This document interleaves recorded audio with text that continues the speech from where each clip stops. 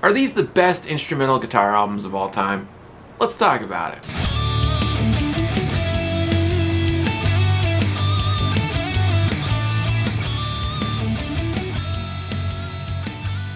Hey guys, hope you're all having a fantastic day out there, and thank you for joining me in today's video. Today we're going to be taking a look at 16 of my personal favorite instrumental guitar albums, which might actually be some of the best guitar albums of all time, in my opinion at least. But before I go any further into the video, there's a few things I want to talk to you about regarding the list. The list is not in any particular order. It doesn't go from best to worst or worst to best or anything like that. So, number 15, for example, isn't any better or worse than number 1. I love all of these guitar players and all of their songs and all of their albums equally. It also goes without saying that this is just my personal list, and these are just the albums that affected me as a person as well as a musician, so I know your list might be different than mine, and that's cool. I'd also love to hear what your choices would be if you were to make a list, so be sure to comment down below and tell me what your top 16 guitar instrumental albums would be. Alright, so number 16, this is the first album I want to mention. It is Second Heat by Racer X. Most of you shred guitar players and lead guitar players out there have heard of this album, I'm sure. If you guys haven't checked this album out yet, I highly recommend it, especially if you like shred that's very technical with lots of harmonies. Really good stuff. Alright, next up on the list, number 15. This is Yngwie Malmsteen's Rising Force. Yngwie Malmsteen, a legend amongst mere mortals, right? Yngwie Malmsteen is probably one of the most iconic legendary guitar players that came out of, well, the shred 80s era, right? There were so many people inspired by Malmsteen that they started having tons of copycat musicians coming out,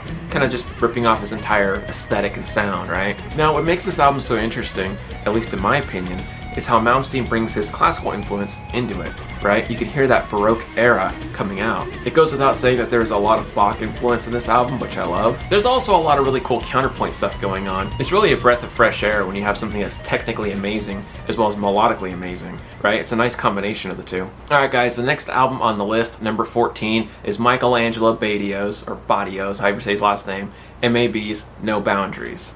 Now, if you guys didn't know this already, I am a huge MAB fan, okay? I love his playing, I love his tone, I love his style. The guy's just super cool. When I first heard this album, I was completely blown away. I was like, man, how does this guy play so fast and so clean and articulate? Like, it just blew my mind.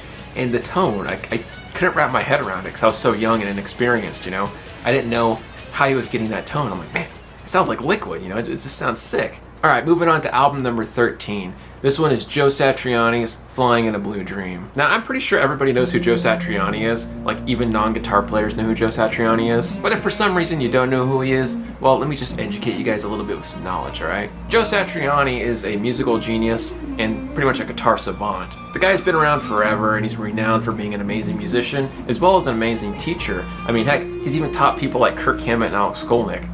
Now, it goes without saying that Joe Satriani was a huge influence on me as a musician as well as a guitar player. I remember being a teenager listening to Flying in a Blue Dream, as well as, Always With Me, Always With You, just being totally blown away, right? Thinking, man, this is just unreal. The reason I love Joe's music and why it was such a big impact on me is because it was so melodic, it was so tasteful, right? It wasn't just a bunch of mindless shredding, which I liked to some degree back then, but Joe's music was so refined, right? It had that missing touch I was looking for.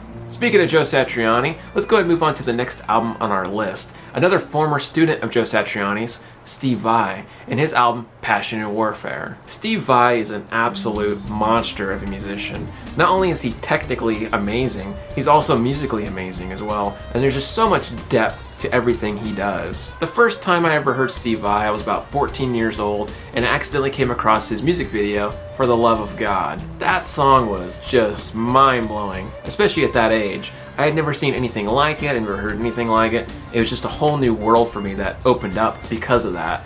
Shortly after I saw that, I was blown away again when I came across Tender Surrender.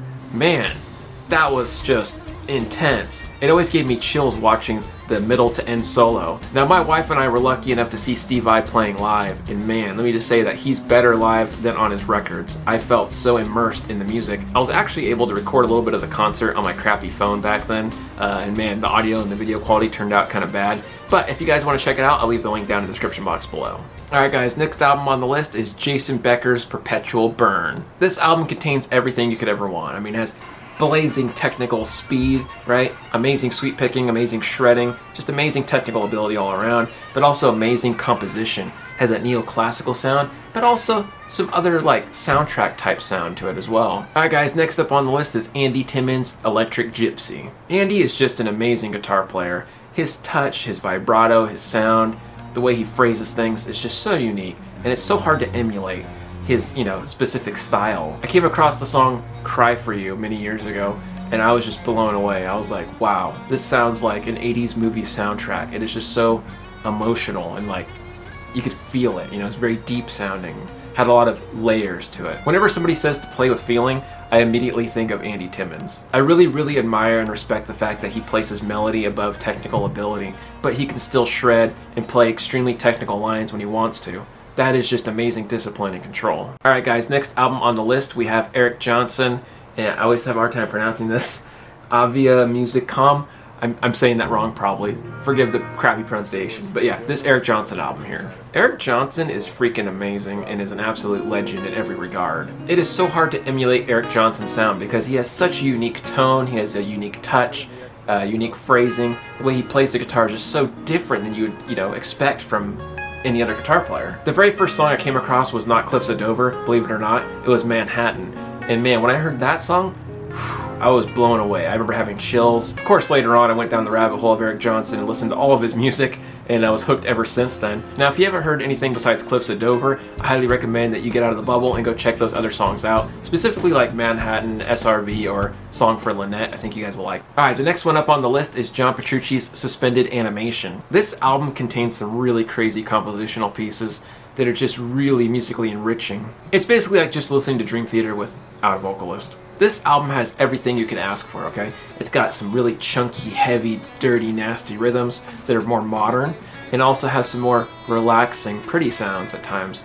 A lot of good dynamics going on. This album was a big inspiration to me, technically as well as compositionally speaking, because I heard how clean Petrucci played, and I wanted to play that clean. I was like, man, this guy sounds incredible. I can do that. I want to do that. I want to be able to do that. But I also wanted to make music that was equally as enriching with dynamics as Petrucci. I was like, man, I love how that phrasing is. I love all these different changes and how it keeps you hooked, and you don't know what's going to happen next. Alright, moving on to the next one on the list. We have Tony MacAlpine, Maximum Security. This guy is an absolute badass, okay? He is a monster guitar player. Now, I came across this guy on accident when I was listening to some Vinnie Moore, and I thought it was Vinnie Moore at first. I was like, oh, that's a weird Vinnie Moore song. I never heard this, and I looked down, I was like, Tony MacAlpine? I was like, who's that? As soon as I heard this guy's playing, I fell in love with it. I loved his melodic phrasing and structure. I love the compositions of the songs. I love how there was like neoclassical elements, but also nice, beautiful melodic lines as well. I was also really impressed with his technical ability because it was so clean and accurate. Alright guys, next up on the list is Vinnie Moore's The Maze. If you guys have been on my channel for a little while, then you know I'm a huge die-hard fan of Vinnie Moore. He is probably one of my top 5 favorite guitar players of all time. Vinnie Moore is a musical genius, he's a technical badass, and he's also one of a kind, okay? The guy's amazing, and he was a huge inspiration to me compositionally as well as technically. Anytime I'd hear his music, I'd want to cover it, I'd want to play it because it sounded so fun and musically challenging. Now, I first heard Vinnie Moore when I was 13, okay? I came across the song Meltdown by accident, and man, that song was just brutal. And then eventually I started listening to the rest of his songs on repeat, and yeah, the story goes on from there. It was very hard to pick one album for this list because I love all of Vinnie Moore's albums equally. I think they're all unique in their own way. Like, some of them are more neoclassical based, some of them are more shred based, some are more melodic and bluesy, and I think he does a great job at all those styles. So again, it was hard to pick just one album. So again guys, if you haven't listened to Vinnie Moore before, I highly recommend that you do, especially if you like my playing, because again, he was a huge influence on me technically, musically, and compositionally. Alright guys, next album up on the list is Greg Howe's Introspection. Now this album is absolutely bonkers and super inspirational. In fact, it changed my entire mindset on how to approach guitar and write music. This album was my first exposure to the fusion funk blues genre, right? I had no idea that it existed, I didn't know what it was, and when I first listened to it, I was just like mind blown. Despite not knowing any of that, I knew one thing for sure. I knew that I loved the sound, I loved the feel, I loved the groove and the beat. It just felt right, it was good. It definitely inspired me to get more into fusion, funk, blues, jazz, and that kind of stuff, because I love that sound. Which leads me to the next album on our list. We have Brett Garsed's Big Sky. Brett Garsed is a fantastic musician and a fantastic guitar player. His tasteful melodic legato lines I never heard used ever in my entire life, and it just really opened up a whole new world for me. I was like, what is that sound? How's he doing that? That's crazy. I knew for sure after I heard that I wanted to get more into this style. So now you guys probably understand why I love Tom Quill so much, right? Tom Quill has that Greg Howe and Brett Garsed sound. Alright guys, moving on to the next album and keeping our fusion train going, we're going to talk about Richie Kotzen's Electric Joy album. It goes without saying this album was an absolute joy. All jokes aside, Richie Kotzen is an amazing guitar player, and I think that goes without saying. I'm pretty sure everybody watching this video knows who Richie Kotzen is, and I'm pretty sure you've already heard a lot of his music. Now this album is absolutely amazing, okay? It contains both technical ability as well as beautiful melodic compositions. Richie adds a lot of different elements and flavor into his playing in this album too, right? It's not just all fusion, not just all funk. Sometimes you get these little shred lines that are harmonized with really clean sounding tone, right? Or you're gonna get like these cool country style licks that bust into a fusion prog kind of sound. So a lot of different styles mashed up, a lot of different elements, a lot of different flavors. It's really good. Alright guys, moving on to the next album on our list, we have Guthrie Govan's Erotic Cakes. When I heard this album, I was amazed by the different levels of fusion, funk, rock, metal. I also think it goes without saying that Guthrie Govan can play pretty much anything he wants, anytime he wants, right? And this album is absolute proof of that, okay? It's got elements of country, it's got elements of jazz, it's got elements of fusion and funk and blues and shred, and just anything and everything else you can think of, all combined into this big fusion of fusion. When I first heard this album, I was blown away that a human being could play that clean, that fast, and that technical. I was like, how is this possible? If for some reason you haven't heard this Guthrie Govan album, go ahead and do yourself a favor, check it out, prepare to have your mind blown, okay? Alright guys, moving on to the last two albums, okay? Interval's A Way Forward and Nick Johnson's Remarkably Human. I'm bringing these both up at the same time real quick, only because I feel like these fit in the list a little differently.